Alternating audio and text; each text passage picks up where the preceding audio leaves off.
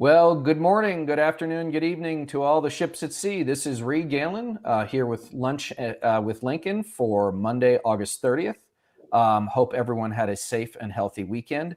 All of our thoughts are with not only our folks in Afghanistan as they continue their brave work to get not only Americans, but also those Afghans who have been so supportive of us for the last 2 decades out, and also to those brothers and sisters and friends and family members in Louisiana and Mississippi and the Gulf Coast who are contending with Hurricane Ida and her aftermath. We hope you're all well. If you have any questions, I believe that FEMA will have an 1-800 number. Maybe we can put that up for folks. But just a lot of folks in our hearts and in our minds today. So I want to get going. Today, my guest is Dr. Gabriel Trujillo, and he is the superintendent of schools in Tucson, Arizona, the Tucson Independent School District. Doctor, thanks for joining me today. Yeah, good morning. Thank you for having me. So, Doctor, give us a little sense of the size and scope of how big the Tucson School District is, the responsibility that you bear every day. We are Southern Arizona's largest K-12 system. We're 42,000 students, around 90 campuses. We operate early childhood education centers from preschool all the way up to 3,000 student high schools and everything in between, K schools, elementary schools. We are the largest border region K-12 Unified District in 3 states. We're located about 35 minutes from the international border with Mexico. Have a very, very large and diverse staff. We serve almost 8,000 employees in addition to our 42,000 families. So let me ask you this. I mean, you have probably seen a lot of things that you could never have imagined in the last couple of years from your role, or in your role, I should say, as superintendent. So obviously March of 2020, there's this nationwide shutdown. So did you all shut down completely like so many others? Secondly, what was your school year like last year? And as you're coming into the 21-22 school district, what does life look like for you, your students, your teachers, your administrators?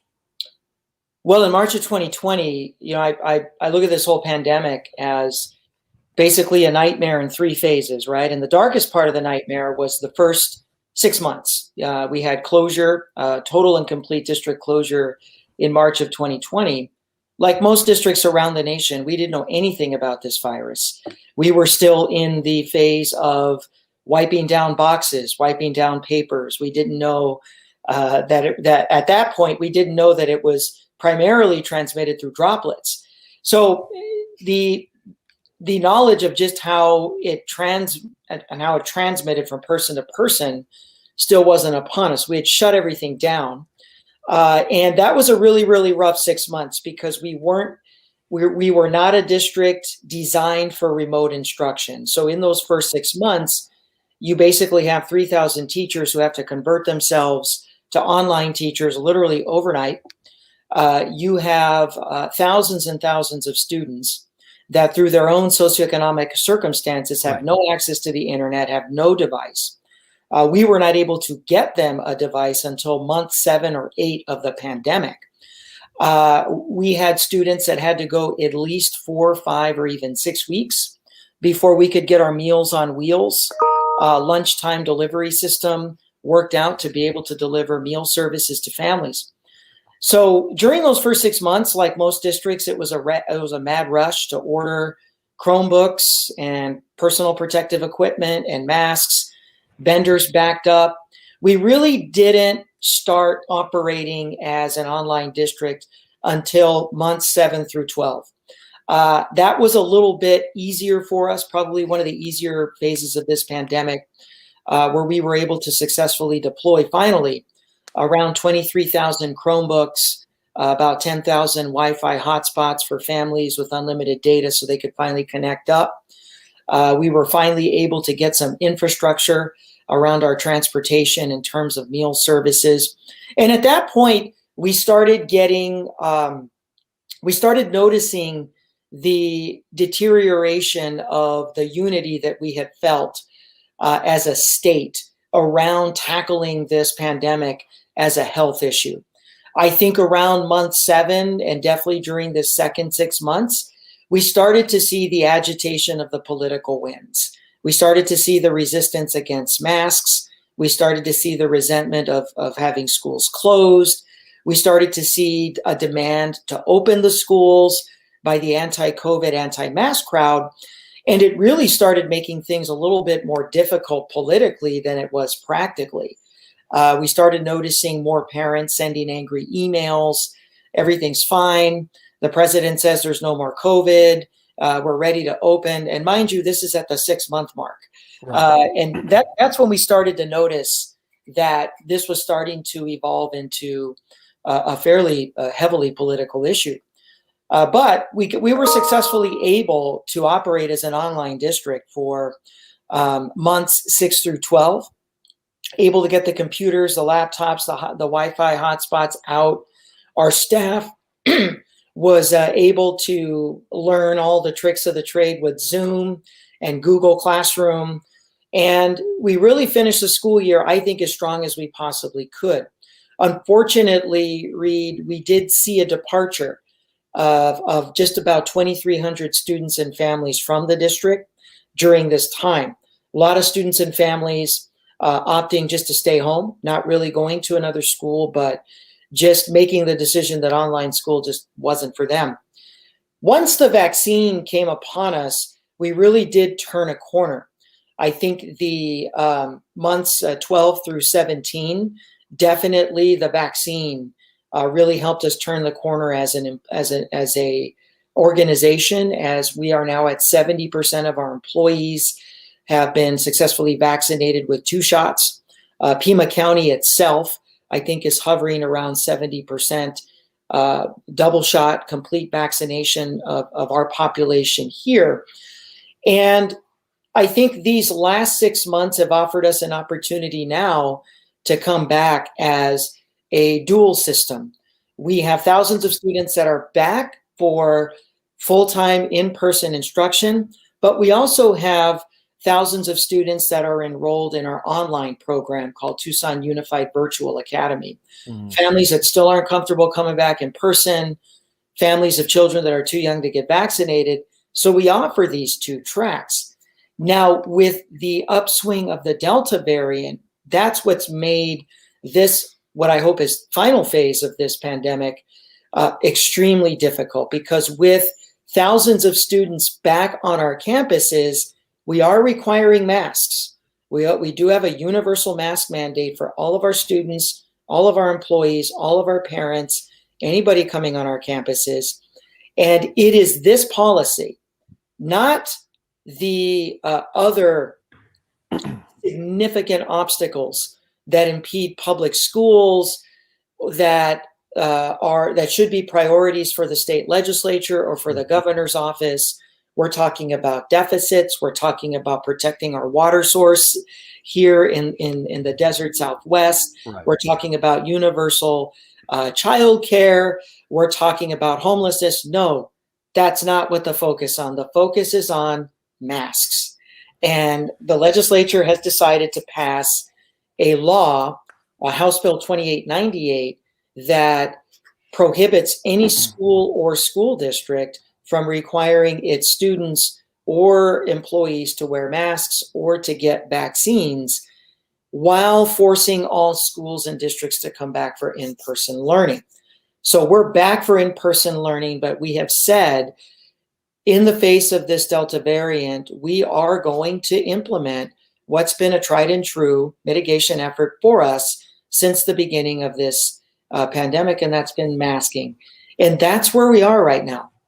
So, well, that's there's a lot there. The one thing I want to note, going back to even during the shutdown, is as a modern American public school superintendent, there's a lot more that you all now are responsible for as a district than just making sure that the kids get their 180 days of school and get to class on time, right? I mean, it sounds like there's a lot of there's early childhood education. I assume there's some sort of childcare component that you guys maybe offer, and then of course the meals, right? Which is, there might be for some of these kids 2 meals out of the 3, 5 days a week, are either offered or provided by the district. And so, you got kids who are home, potentially lacking, the ability to get an education and are also hungry. I mean, that's a hell of a lot of stuff to contend with.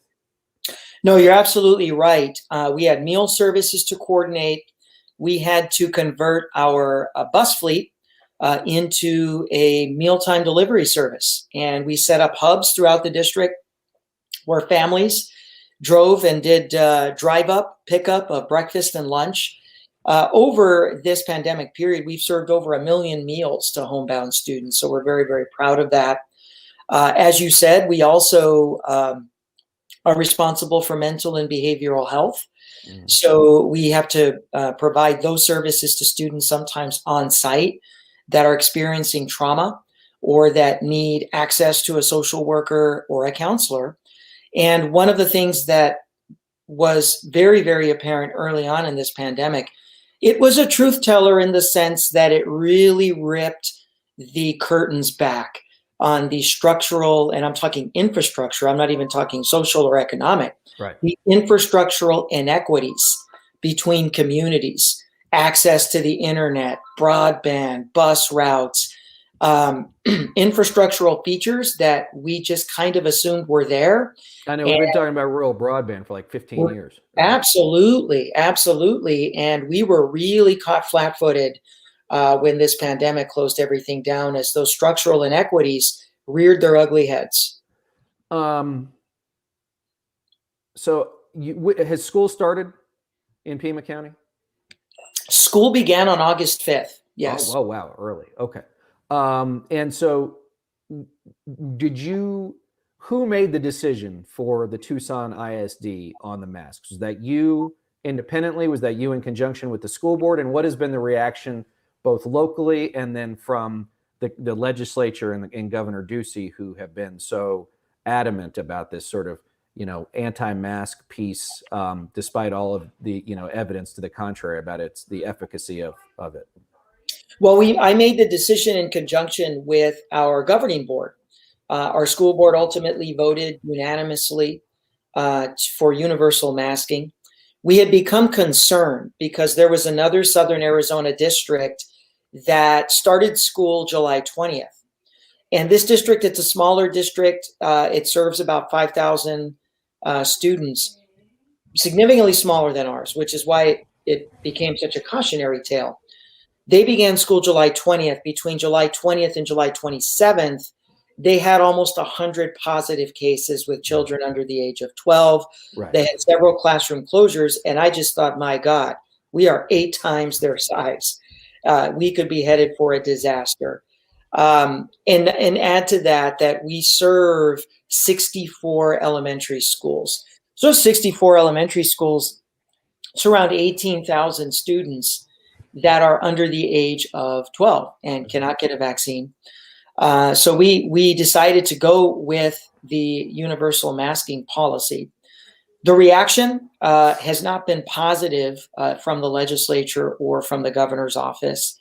There have been threats, largely on the part of the legislature, to withhold funding, to expand private school vouchers for parents that are quote unquote trapped in our district, that want to get into a maskless environment where they can make their own decisions. There have been the most open attempt at retaliation has been the governor, who's openly stated that his access to $163 million in CARES Act funds targeted for public schools, that in order to be eligible for those funds, you have to comply with his anti-mask mandate. So monies that have been meant for public schools, the congressional intent out of Washington was that those monies be funneled to public schools. Right. We're going without because we have a mask mandate.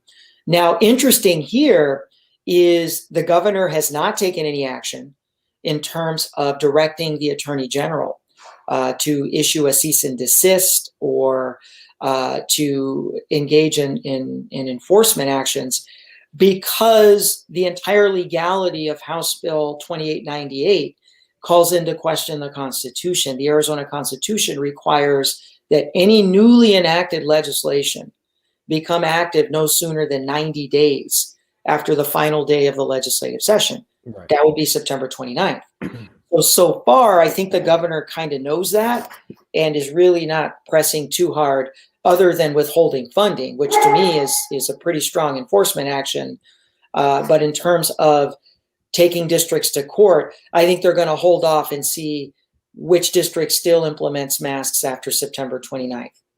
Well, so to that end, I mean, has there been any suggestion on the part of not only of the Tucson district, but of other districts who have implemented mask mandates, of taking your own action vis-a-vis the governor and these federal funds that says, you know, these were specifically earmarked by Congress and signed into law by the president for these purposes, you know, and you're certainly not following the spirit of the law. Maybe you're deciding, okay, my counsel in the governor's office says, well, you can do this, but that doesn't mean you should. Has anyone thought of taking Governor Ducey to court on that front? So right now, there's a couple of things happening. Right now, there's a legal challenge to House Bill 2898 being filed by the Arizona School Boards Association, the Arizona Administrators Association, and the Arizona Education Association. So they're challenging the constitutionality of the legislation itself. House Bill 2898 is effectively, it's a budget bill. It's the K-12 budget. Right. The legality of burying mask mandates inside of a budget bill is being challenged. On the other side of it, with regard to the CARES Act monies being held up in the governor's office, there is a letter of inquiry that's been filed by the Secretary of Education right now, and there is a request for a congressional inquiry coming out of Congressman Grijalva's office here in Pima County. Right. What we're going to do as a district is we're going to apply for the funds, just so we go on record. Sure. As being a district that's been rejected from the funding. And what Governor Ducey has done, he's done two things. Number one, he said, in order to have access to these funds, you need to be, quote unquote, following the law, which we are following the law, because this new House Bill 2898 technically doesn't exist until September 29th. The second thing that he's done is he said that in order to access these funds, in addition to not having a mask mandate or a vaccine mandate, you should have received less than $1,800 per student in previous rounds of CARES Act funding. That makes it impossible for the traditional public schools to get any access to these funds, because any traditional public school would have received more than $1,800 in the first round of CARES Act monies, which was basically the final days of the Trump administration. The second round of CARES Act funding came shortly after the new administration took office. And then the third round of CARES Act funding hit during the month of March. Tucson Unified, for example, in these three rounds of funding, we received just over $5,000 per student. So he's basically writing the law in such a way that everything that's already been done is a poison pill to any further assistance. And correct. And any school left over that would have received less than $1,800 per student, elite private schools that are already charging tuition, and exclusive charter schools. So it's a way also to funnel, to move them to the front of the line, so they can get the front row seat to this $163 million. So, Doctor, we got a question from one of our viewers. It says, are you organizing parent meetings to fully explain what the district does and why? Yeah, I hold regular parent forums, and we talk about these issues as well as our funding situation. We talk about how important it is to be in touch with legislators, how important it is to write your school board members. Yeah, absolutely. It's very, very important. I do see, though, that probably in the imminent future, I do think that there'll be a coalition of districts that will probably be exploring our legal options around this pot of $163 million. And first, I assume that you were appointed by the school district. Yeah. Correct. And how are they doing, and how is your relationship with them, if you don't mind me asking? We're doing very, very well. We are all pretty much unified on this issue. I'm lucky to have a school board that has chosen to handle this pandemic and to lead through this pandemic through the lens of a health emergency. Right. I'm proud to work for a school district that listens to the CDC, that listens to the Pima County Health Department, that believes in masks, that encourages our employees to get vaccines. So thankfully, I'm not dealing with any rogue anti-science, anti-mask, or anti-vaccine school board members. Well, and I mean, I live in a very small school district, but knowing even where I live, that even in the best of times, being a superintendent or being a school board member is not an easy gig.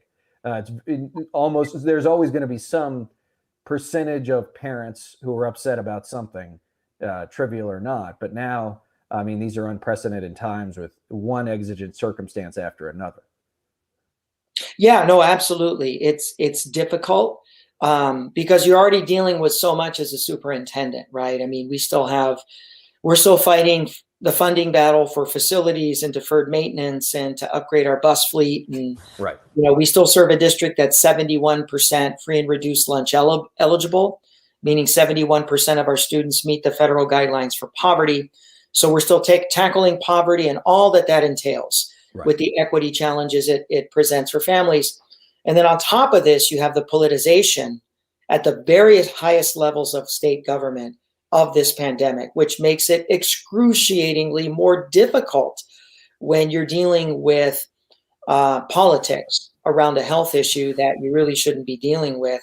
And it's trickled down to our parents as we see our parents now starting to become a little bit more divided on the mask issue.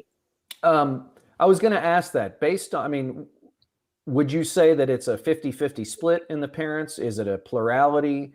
I mean, how do you see this? Do you believe that it tends to line up on demographic or political lines like you'd expect, or is it a little bit all over the place? I think it's starting to line up on demographic and political perspectives. I think we're probably about 70-30. 70% of our district, they're wearing those masks, they're doing what they need to do. But we've got 30% of our students and staff that, they're citing the constitutionality and of their rights and how we can't force them to wear masks, and COVID is questionable, and the vaccine magnetizes you, as we've heard. And we've seen parents that... You don't know this, Dr. Trujillo, but there are spoons stuck to me all over the place. There are parents that are sending us cease and desist letters. Parents are sending their kids to school maskless. Luckily, the children, who are never at fault here. I mean, right. We see a 6-year-old with no mask. We don't suspend that student. Usually the student will ask for a mask. So the problem is not the children, it's the adults that are presenting us the most challenges. We're dealing with parents that are threatening to take legal action. It's a very, very noisy minority right now, which is a good thing, because the overwhelming majority of our district, they are practicing mask wearing. So, Doctor, I've got another question here. Marie on YouTube asks, can parents sue the state level government should their child be hospitalized or, heaven forbid, pass away from COVID? They can probably take some sort of legal action. I know that we as a school district, we have indemnity, in terms of the employees, but the state itself, having passed this legislation that prevents school districts from engaging in the mitigation strategies that we know save lives, absolutely, I would think that there's a case there, especially if there was a life lost. I mean, Doctor, were you an educator before you became superintendent? Yeah, I'm one of those rare superintendents. I started my career in the classroom. So I was a teacher and then an assistant principal on into district office leadership. So let me ask you this, Doctor. So I assume that when you started teaching, and you look like a young man, but I don't want to assume anything, that when you started teaching, what students were learning came out of a book, that you had to go to the library, that there was not only you had to find the information, you had to consume the information, then you had to interpret what you as a teacher were asking, right? If I'm a student. Now, as a superintendent, every piece of human knowledge ever created is literally on this device. And yet it's like we're living in the 1500s Right. sometimes.